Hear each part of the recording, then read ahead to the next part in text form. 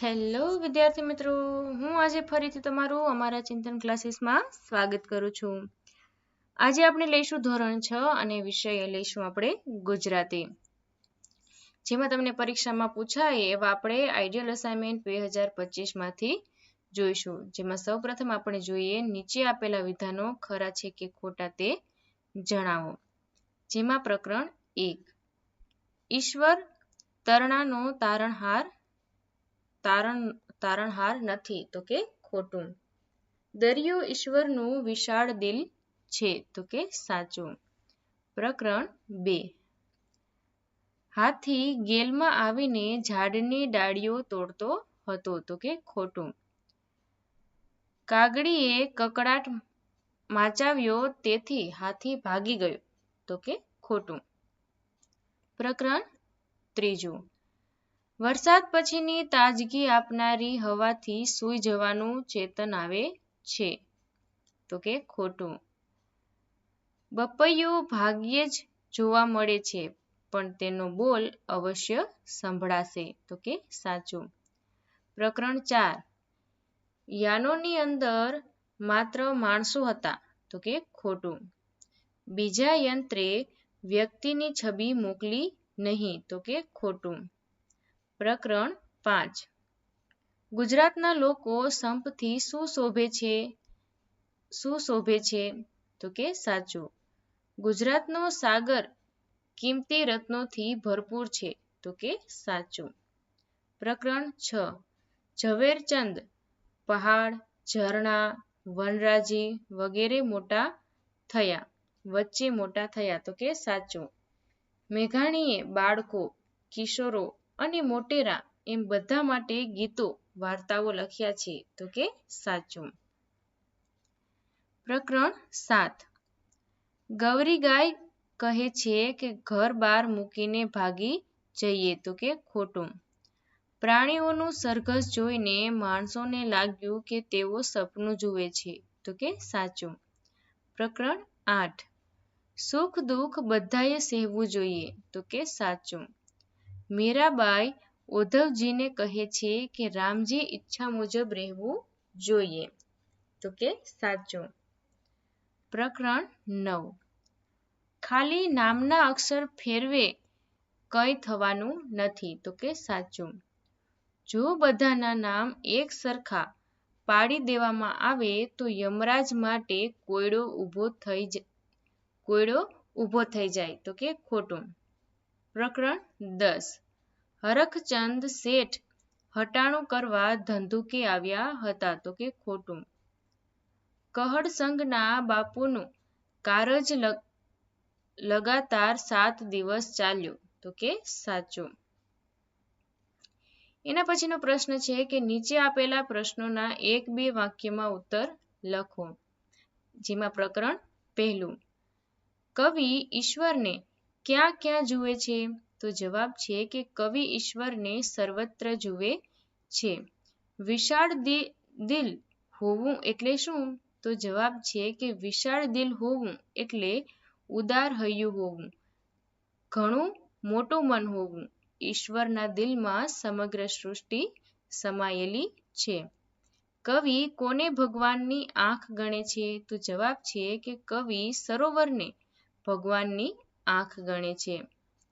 પ્રકરણ 2 સેના કયા પક્ષીઓની બનેલી છે તો જવાબ છે કે સેના બાજ પક્ષીઓની બનેલી છે. હાથીને હદ પાર કર્યા પછી કબૂતરીને શો વિચાર આવ્યો તો જવાબ છે કે કબૂતરીને હાથી ભૈયાની શોધ કરવાનો વિચાર આવ્યો ને સવાર થતા તો તે શોધ કરવા ઉડી નીકળી. પ્રકરણ 3 ચોમાસામાં બાળકોનો હર્ષ ક્યારે સમાતો નથી તો જવાબ છે કે ચોમાસામાં કોઈક વાર જ્યારે આકાશે ઇન્દ્રધનુષ ખેંચાયેલું દેખાય ત્યારે બાળકોનો હર્ષ સમાતો નથી. નદીની રેતના કાંકરા કેવા છે તો જવાબ છે કે નદીની રેતના કાંકરા કોઈ ધોળા, કોઈ કાળા, કોઈ તપખીરી અને કોઈ લીલા છે. મેઘના જળ એટલે કે વરસાદ પૃથ્વી પર કેવી રીતે ઉતરી આવે છે? તો જવાબ છે કે આકાશે વાદળા વારંવાર ચડી આવે છે અને કોઈ વાર ગર્જના અને વીજળી સાથે તો ક્યારેક ગર્જના વિના મેઘના જળ પૃથ્વી પર ઉતરે છે. પ્રકરણ ચોથું. એક દિવસ છોટુના પપ્પા કેમ ઘરે આરામ કરતા હતા? તો જવાબ છે કે એક દિવસ છોટુના પપ્પાને રજા હોવાથી ઘરે આરામ કરતા હતા. નિરીક્ષક યંત્રો કેવી પરિસ્થિતિના ફોટા પાડે? તો જવાબ છે કે નિરીક્ષક યંત્રો શંકાસ્પદ પરિસ્થિતિના ફોટા પાડે છે. છોટુને મોટા થઈને કોના જેવું કામ કરવું છે? તો જવાબ છે કે છોટુને મોટા થઈને તેના પપ્પા જેવું કામ કરવું છે. છોટુનો પરિવાર કેવા વાતાવરણમાં જીવે છે? તો જવાબ છે કે છોટુનો પરિવાર કૃત્રિમ વાતાવરણમાં જીવે છે. એના પછી છે પ્રકરણ 5. કવિ નર્મદે ગુજરાતને કેવી કહી છે? તો જવાબ છે કે કવિ નર્મદે ગુજરાતને ગરવી એટલે કે મહાન કહી છે. કવિતા મુજબ ગુજરાતની કઈ દિશામાં શું આવેલું છે તે લખો. જવાબ છે કે કવિતા મુજબ ગુજરાતની ઉત્તર દિશામાં અંબા માતાનું, પૂર્વમાં કાળી માતાનું, દક્ષિણમાં કુંતેશ્વર મહાદેવનું, પશ્ચિમમાં સોમનાથ અને દ્વારકામાં દ્વારકેશનું મંદિર આવેલું છે. કવિ કોને પ્રેમ ભક્તિની રીત શીખવવાનું કહે છે? તો જવાબ છે કે કવિ ગુજરાતની પ્રજાને પોતાના સંતાનોને પ્રેમ ભક્તિની રીત શીખવવાનું કહે છે. એના પછી છે પ્રકરણ 6. ચારણ કન્યા કેટલા વર્ષની હતી? તેનું નામ શું હતું? તો જવાબ છે કે ચારણ કન્યા 14 વર્ષની હતી. તેનું નામ હીરબાઈ હતું. મેઘાણીને કયા કયા ઉપનામ મળ્યા હતા? તો જવાબ છે કે મેઘાણીને વિલાપી અને જનક રાજા ઉપનામ મળ્યા હતા. ઝવેરચંદને શેની લગ્ની લાગેલી? તો જવાબ છે કે ઝવેરચંદને જૈનોની પાઠશાળામાં સ્તવન ગાવાની લગ્ની લાગેલી. પ્રકરણ 7. ટીલીયો ઘોડો કૂકડાની વાત સાંભળીને તેને શું કહે છે? તો જવાબ છે કે ટીલીયો ઘોડો કૂકડાને કહે છે, અલ્યા ગાંડા, સાપ તે આપણા સરઘસમાં આવે ખરો? અને એને જોઈને ભોલુની ફોજ અને કક્કુના બચ્ચા કચ્ચા ઊભી પૂંછડીએ ભાગશે. ભાન છે કે નહીં? ભાન છે કંઈ?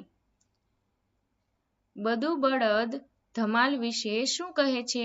તો જવાબ છે કે બધું બળદ ડોક હલાવતો આવે છે અને કહે છે, બહુ ભારે ભઈ, બહુ ભારે ધમાલ થઈ. એક પાણો આમથી તો બીજો તેમથી. લોકો લાકડીઓ લઈ લઈને દોડે છે, ડાબેથી જમણે ને જમણેથી ડાબે. એ પછી છે પ્રકરણ 8. રામ રાખે તેમ રહેવું એટલે શું? તો જવાબ છે કે ઈશ્વર સર્વોપરી હોવાથી એમની ઈચ્છા અનુસાર જીવન જીવવું. હરિની ઈચ્છા અનુસાર આપણને જમવામાં શું શું મળે? તો જવાબ છે કે હરિની જો ઈચ્છા હશે તો આપણને કોઈ દિવસ જમવામાં શીરો પૂરી મળશે તો કોઈ દિવસ ભૂખ્યા પણ રાખશે. પ્રકરણ 9.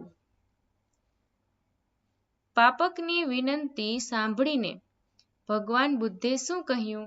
તો જવાબ છે કે પાપકની વિનંતી સાંભળીને ભગવાન બુદ્ધે કહ્યું, ભિક્ષુ નામના શું છે? નામ તો ભલેને ગમે તે હોય, મહિમા તો કામનો છે, તું મફતનો મૂંઝાય છે. ભગવાન બુદ્ધે પાપકને કેવું નામ શોધી લાવવા માટે કહ્યું? જવાબ છે કે ભગવાન બુદ્ધે પાપકને એવું નામ શોધી લાવવા માટે કહ્યું કે જેમાં નામ અને ગુણ બંનેનો મેળ હોય. પ્રકરણ 10. હરખચંદે કહડસંગને ગાડામાં શું મૂકવા વિનંતી કરી? જવાબ છે કે હરખચંદે કહડસંગને ગાડામાં 2 મણ કપાસિયાનું બાચકું મૂકવા વિનંતી કરી. ચરબી કાઢવી એટલે શું? તો જવાબ છે કે ચરબી કાઢવી એટલે યુક્તિ પ્રયુક્તિથી શાન ઠેકાણે લાવવાનો કે અભિમાન ઉતારવાનો પ્રયત્ન કરવો. કહડસંગની શાન કોની જેમ ખુલી ગઈ? તો જવાબ છે કે જેમ ચાવીથી તાળું ખુલે તેમ શેઠની યુક્તિથી કહડસંગની શાન ખુલી ગઈ. પહેલાના સમયમાં ગામ લોકો હટાણું કરવા ક્યાં જતા હતા? તો જવાબ છે કે પહેલાના સમયમાં ગામ લોકો હટાણું કરવા તાલુકા મથકે જતા હતા. આવી જ રીતે જો તમને અમારા ચેનલના વિડીયો સૌપ્રથમ મળી રહે તે માટે તમે અમારી ચેનલને લાઈક, શેર અને સબસ્ક્રાઇબ કરો.